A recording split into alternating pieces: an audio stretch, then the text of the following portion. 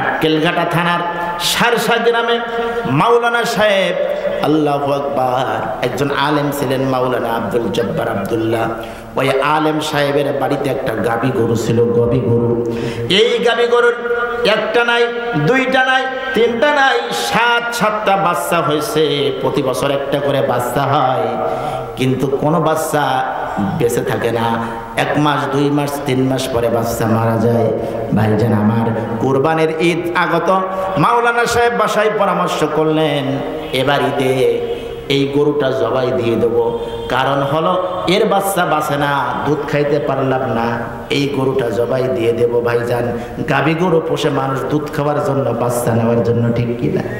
গাভী গরুকে যেমন দুধ খাওয়ার জন্য, বাচ্চা নেওয়ার জন্য পোষে, বাচ্চা বাঁচে না, দুধ দেয় না, সিদ্ধান্ত নিয়েছে কোরবানির ঈদের গরম ভাতের পারে দেব।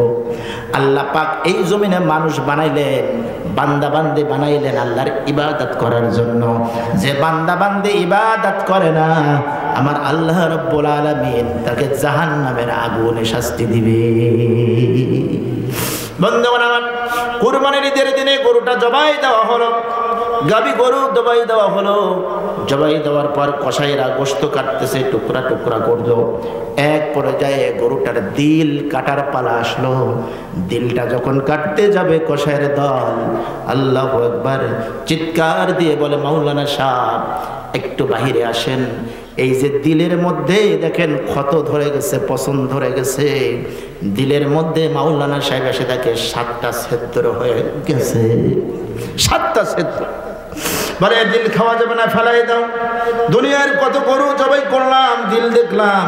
কসাইরা বলে, আমরা এরকম দিল তো দেখি নাই, যে ছিদ্র হয়ে গেছে, ক্ষত হয়ে গেছে, ক্যান্সার হয়ে গেছে, দিলটা ফেলে দাও, অসুস্থ দিল।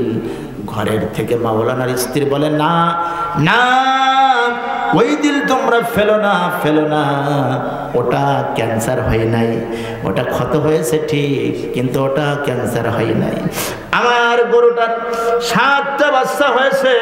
এটা পাটকেলঘাটা থানার সারসা গ্রামের ঘটনা। দেখে আসবেন, বেশি দূর না। আমি আপনাদের একটা একেবারে জ্বলন্ত সত্য কথা বলে যাই ভাই।